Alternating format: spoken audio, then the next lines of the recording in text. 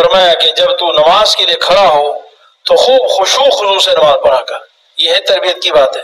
چھوٹے بچے کو سکھا رہے ہیں آپ صلی اللہ علیہ وسلم کہ نماز کے لیے کھڑا ہو تو خشوع خضوع کے ساتھ اللہ کے سامنے کھڑا ہو، سکون سے کھڑا ہو، اور خوب اللہ سے تعلق لگا کر، دل لگا کر نماز پڑھا کر، اہتمام سے نماز پڑھا کر.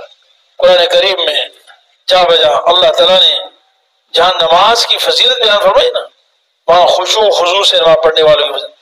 قد افلح المؤمنون الذین هم فی صلاتهم خاشعون. یقیناً کامیاب ہیں ایمان والے. کون ہیں ایمان والے؟ الذین هم فی صلاتهم خاشعون.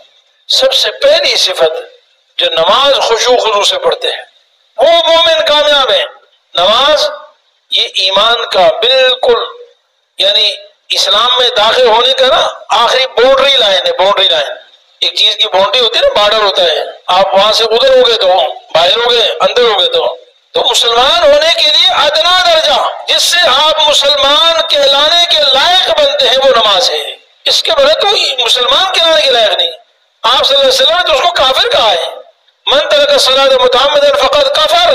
جو جان بوجھ کر نماز چھوڑ دے وہ تو کافر ہو گیا. امام شافعی رحمۃ اللہ علیہ کے نزدیک تو اس کا نکاح ٹوٹ گیا.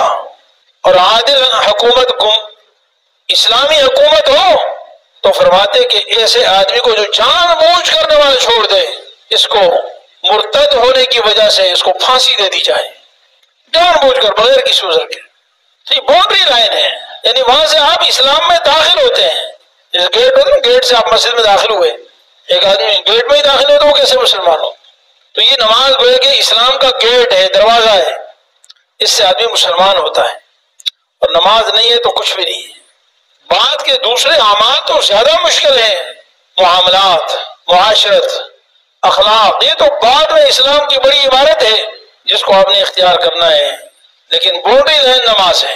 ایک آدمی اور اعمال میں کہتا ہے جی میں اچھا ہوں، نماز میں نہیں پڑھتا ہوں، وہ نماز اسلام سے باہر ہے.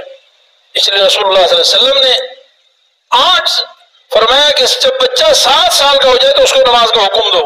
مروا اولادکم بالصلاۃ اذا كانوا ابناء 7 سنین واضربوهم عليها اذا كانوا هم ابناء 10 سنین. بچہ 7 سال کا ہے، نماز کا حکم دو، اس کو تبلیغ نہ کرو، حکم دو، یعنی اپنی زبردستی اس کو حکم دو، سختی سے امر. اور 10 سال کا جب ہو جائے تو اس کو پٹائی کرو کہ وہ نماز نہ پڑھے. آج افسوس ہمارے بچے اسکول نہ جائیں تو ہم اس کو پٹائی کرتے ہیں، اس کو ڈانٹتے ہیں. دوسرے کام نہ کریں، ہوم ورک نہیں کیا بھائی بچے کو مار رہے ہیں، فلاں کام نہیں کیا بچے کی پٹائی کر رہے ہیں، غصے ہو رہے ہیں. کہ مسجد نہیں آ رہا، پرواہ نہیں، پڑھ لے گا، جب جوان ہو جائے گا، بڑا ہو جائے گا، نماز پڑھ لے گا. ہمارے کتنے دوست ہیں ہمارے محلے والے، باقی آپ کا جو دوسرے محلوں میں ان کا دوسرے، میں نے ان سے ایسی پوچھا جو نمازی ہے، 5 وقت کے نمازی. کئی دفعہ ان کوئی بات چلی، ایسی بات ہوتے ہوتے تو کہ آپ کے بچے ہیں؟ کہ ہاں بچے ہیں. کتنی عمر کے؟ جی میرا بیٹا 18 سال کا. نظر نہیں آیا کہ بھی مسجد میں؟ ہاں بس وہ آتا نہیں ہے، بس اسکول میں مصروف ہوتا ہے، اسکول سے گھر، گھر سے اسکول، مسجد نہیں آتا. یہ 5 وقت کے نمازی محلے کے رہنے والے ہیں. میرے ایک ساتھی سے تو کہا کہ آپ اپنے بیٹے کو لائیے گا تو صحیح، کسی وقت لائیے گا، میں دیکھ لوں گا کہ آپ کا بیٹا ہے. انہوں نے بتایا میرا بیٹا 17 سال کا ہے. ایک ساتھی ہمارے ساتھ اعتکاف میں تھے ہمارے محلے کے نا، تو ایک دن اعتکاف کے لیے چونکہ خدمت کا بڑا جذبہ ہوتا ہے نا ہمارے لوگوں کا، ماشاء اللہ اچھی بات ہے. تو ایک لڑکا کھانا لایا تو میں نے کہا کہ یہ کون ہے؟ نہیں میرا بیٹا ہے ماشاء اللہ. اچھا کہاں پہ بیٹا ہے؟ جی جی 5 وقت کی نمازی، داڑھی اس کی آئی ہوئی ہے، غالباً 18-20 سال کی عمر ہوگی اس کی، کالج میں پڑھ رہا ہے، بلکہ میں اب یونیورسٹی میں کہا داخلہ لے رہا. مجھے یہ کہا میرا بیٹا ہے. میں نے کہا میں نے تو پہلی دفعہ دیکھا ہے. اچھا تو یہ ہمارا حال ہے، یہ ہم سب کا حال ہے. آپ صلی اللہ علیہ وسلم حضرت انس فرمایا، انس کو کہہ رہے نماز بڑے خشوع خضوع سے پڑھا کرو، اہتمام سے پڑھا کرو. دیکھیے زکوٰۃ سال میں 1 دفعہ دینی پڑتی ہے، حج زندگی میں 1 دفعہ فرض ہوتا ہے، زکوٰۃ سال بعد فرض ہوتی ہے، رمضان کے روزے سال میں 1 مہینہ فرض ہوتے ہیں. صرف ایک عبادت اللہ کو اتنی پسندیدہ اور اتنی محبوب ہے جو دن میں اللہ 5 دفعہ ہم سے حکم دیتے ہیں، اس کا اہتمام ہے. اس کے لیے عبادت گاہیں، مسجدوں کا اہتمام ہے، شاعر اللہ ہے.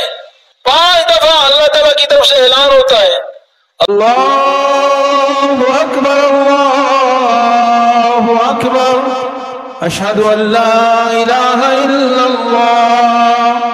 اللہ سب سے بڑے ہیں، اللہ سب سے بڑے ہیں، اللہ سب سے بڑے، اللہ سے۔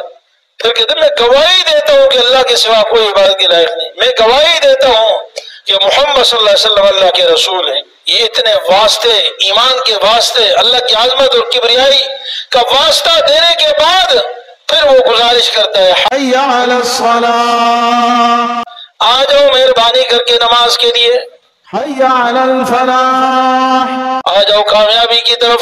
پھر کہتا ہے اللہ اکبر اللہ اکبر، اللہ سب سے بڑے ہیں، اللہ سب سے بڑے، لا الہ الا اللہ۔ اللہ کے سوا عبادت کے لائق کوئی نہیں اس کائنات۔ اپنے مال، دولت، دکانوں، کاروبار، نیند، ان چیزوں کو معبود مت بناؤ، خواہشات کی پوجا مت کرو، اللہ کی پوجا کرو۔ جو اللہ کو چھوڑ کر خواہشات پر چلتا ہے اس کو وہ خدا بنا لیتا ہے۔ قرآن کریم میں اللہ افرائیت من اتخذ الہہ ہوا، بھلا وہ شخص جس نے اپنے خواہشات کو اپنا خدا بنا لیا۔ خواہشات کو خدا بنانا کیا ہے؟ کہ اللہ کا حکم چھوڑ کر خواہشات پر چلنا، یہی خدا بنانا ہے۔ خواہشات کو سجدے نہیں کرتا کوئی بھی، خواہشات کو اپناتا ہے۔ اللہ کہہ رہے نماز کے لیے جاؤ، یہ کہہ رہے میں سو رہا ہوں۔ اللہ کہہ رہے نماز کے لیے جاؤ، یہ کہہ رہے میں دکان چلا رہا ہوں۔ اللہ کہہ رہے نماز کے لیے جاؤ، یہ کہہ رہے میں کھیل رہا ہوں، میری گپ شپ کی مجلس چل رہی ہے، دوست احباب سے مل رہا ہوں، میٹنگ چل رہی ہے۔ تو بہرحال نماز اللہ کو بہت ہی محبوب عبادت ہے، دن میں 5 دفعہ اس کا اہتمام ہوتا ہے کہ نماز خشوع و خضوع سے پڑھا کرو۔ مفتی صاحب کے یوٹیوب چینل کو سبسکرائب کیجئے اور ان کے تازہ بیانات کے ذریعے اپنی علمی، اصلاحی اور فکری آبیاری کرتے رہیے۔ جزاکم اللہ۔